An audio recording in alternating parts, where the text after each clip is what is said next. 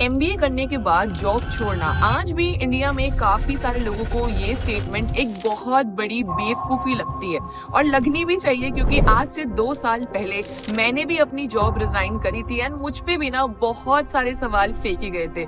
इतनी अच्छी डिग्री, इतनी अच्छी नौकरी को छोड़ने की क्या जरूरत थी? पेरेंट्स ने इतने पैसे लगाए तो नौकरी करी ही क्यों? एमबीए करने की जरूरत क्या थी अगर नौकरी छोड़नी थी तो? ऐसे बहुत सारे सवाल मुझ पे भी फेंके गए और हाँ, मैंने जॉब छोड़ दी। क्यों? क्योंकि मुझे समझ आ गया था कि कॉर्पोरेट एक डेकोरेटेड केज है जहाँ सैलरी तो मिल जाती है बट जिंदगी नहीं मिलती। 17 साल की पढ़ाई करने के बाद और एक बहुत इंपॉर्टेंट डिग्री एमबीए कंप्लीट करने के बाद मुझे लगा था कि मेरी लाइफ अब सॉर्टेड हो चुकी है और अब इस लाइफ में कोई टेंशन नहीं है, क्योंकि मैंने वो सारी चीजें कर ली जो मुझे करनी थी और जो मुझे सोसाइटी और पेरेंट्स ने बताया था।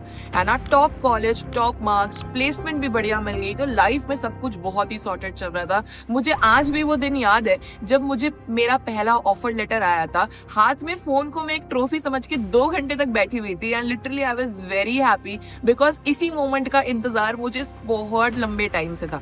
है ना, एंड वहां से मेरी जर्नी स्टार्ट हुई जब मैं मुंबई गई तो मैंने जिस तरीके की लाइफ एनविजन करी थी वो रियलिटी बहुत ही डिफरेंट था, बहुत ज्यादा डिफरेंट था। है ना, उस रियलिटी में लटके हुए चेहरे थे जो लोकल में मुझे रोज देखने पड़ते थे। वही रूटीन लाइफ थी, एक्सेल शीट से भरी हुई जिसमें कुछ भी चेंज नहीं था। रोज सुबह वही ट्रैफिक, वही लोग और वही रूटीन में मैं लिटरली अपने आप को खो चुकी थी। मुझे समझ ही नहीं आ रहा था कि मैं ये कर क्या रही हूँ।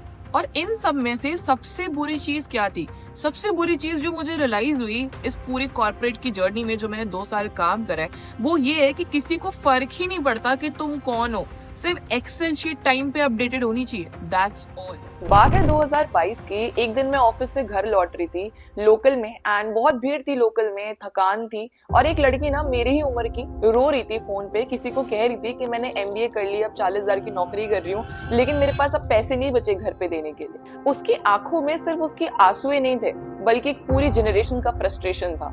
उस दिन मुझे समझ आ गया था कि हमारी एजुकेशन सिस्टम ने ना सिर्फ हमें 2 चीजें दी हैं, लोन्स और इल्यूजन्स। सालों तक हमें ये कहा गया था कि पढ़ो, अच्छे मार्क्स लाओ, अच्छी डिग्री लो, जिंदगी सेट हो जाएगी। और जैसी जिंदगी शुरू होती है हमें ये रियलाइज हुआ, स्पेशली मुझे ये रियलाइज हुआ कि ये पूरा का पूरा सिस्टम डिजाइंड है तुम्हें एक कॉर्पोरेट स्लेव बनाने के लिए। करना क्या होता है इसमें?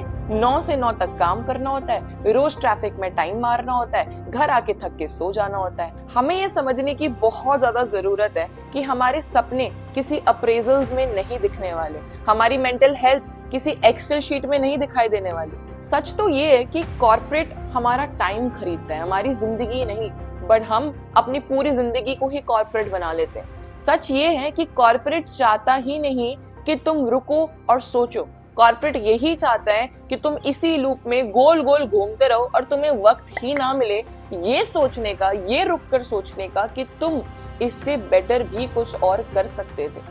अगर आप इस वीडियो को देख रहे हो, अगर आप 9 to 5 रेस में जाने वाले हो, अगर आप अभी डिग्री ले रहे हो, मेरी मानने से ना एक बारी रुक कर जरूर सोचना, क्या आप इससे कुछ बेटर करने के लिए बने हो?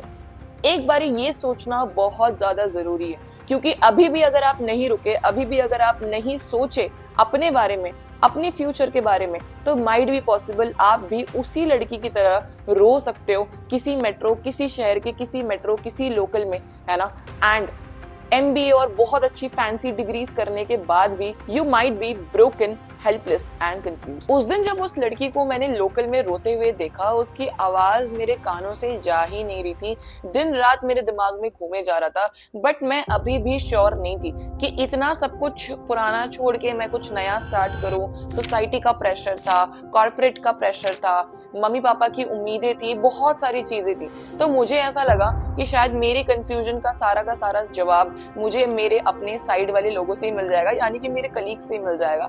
तो एक दिन मैं अपनी सीनियर के पास गई जिनको लगभग 8-10 साल का एक्सपीरियंस हो चुका था इंडस्ट्री में। मैंने उनसे एक सवाल पूछा कि भाई आपको 10 साल का एक्सपीरियंस होने वाला है almost, so what is your experience like, how do you feel, आपको कैसा लगता है और क्या फ्यूचर है आगे का, है ना। थोड़ा सा रुक के उन्होंने मुझे जवाब दिया कि थोड़ा गहरी सोच लेने के बाद उन्होंने मुझे जवाब दिया कि नौकरी करने में किसको मजा आता है, ये तो मजबूरी है, करनी पड़ती है, घर चलाना है, ईएमआई देनी है, लोन देना है और कोई ऑप्शन भी तो नहीं है। उस दिन मैंने उनकी आंखों में कुछ देखा और वो थकान नहीं थी बल्कि हार थी।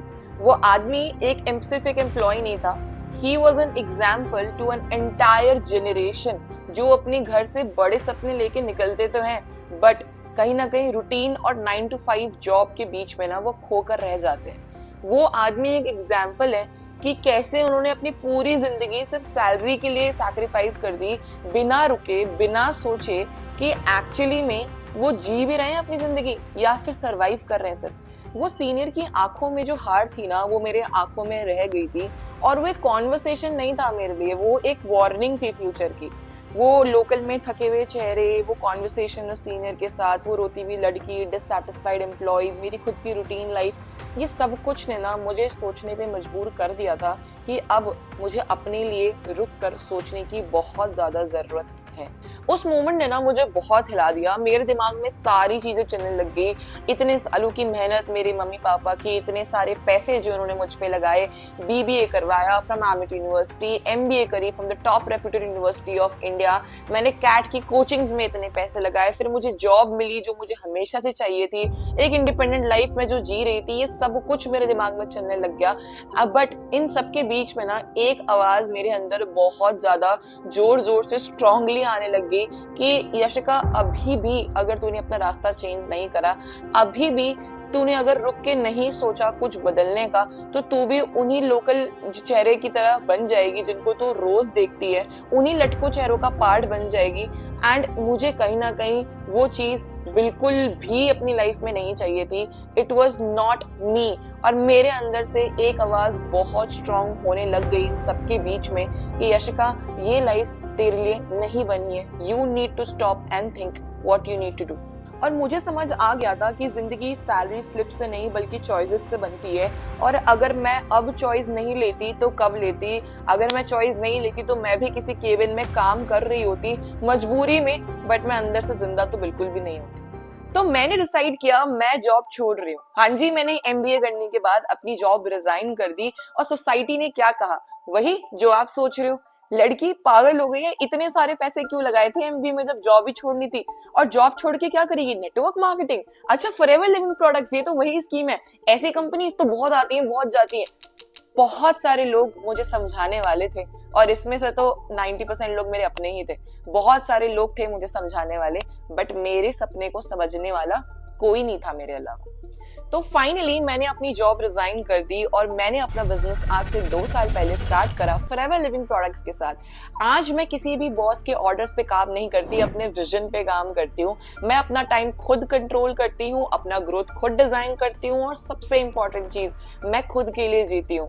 हर रोज नए लोग आते हैं, नए सपने क्रिएट होते हैं, नए ड्रीम्स बनते हैं, एंड उस पे काम होता है, और साथ ही साथ उस हर रोज की तरह एक नई यशिका उम्र के बाहर आती है, जो किसी भी सिस्टम का प्रोडक्ट नहीं है बल्कि अपने विजन का रिजल्ट है।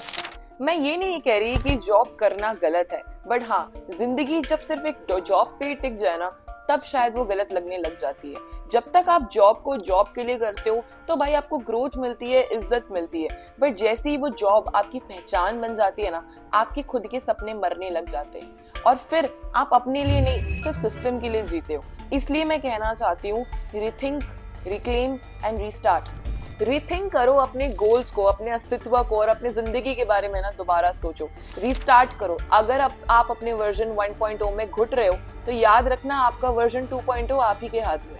रिक्लेम करो अपनी एनर्जी, अपना स्टेटस और अपनी कहानी वापस लो, क्योंकि एक सच ये भी है कि जिंदगी में हर किसी को एक मौका दोबारा जरूर मिलता है, बट हर कोई उसे पकड़ नहीं पाता। क्या पता ये वीडियो आपका वो मोमेंट हो।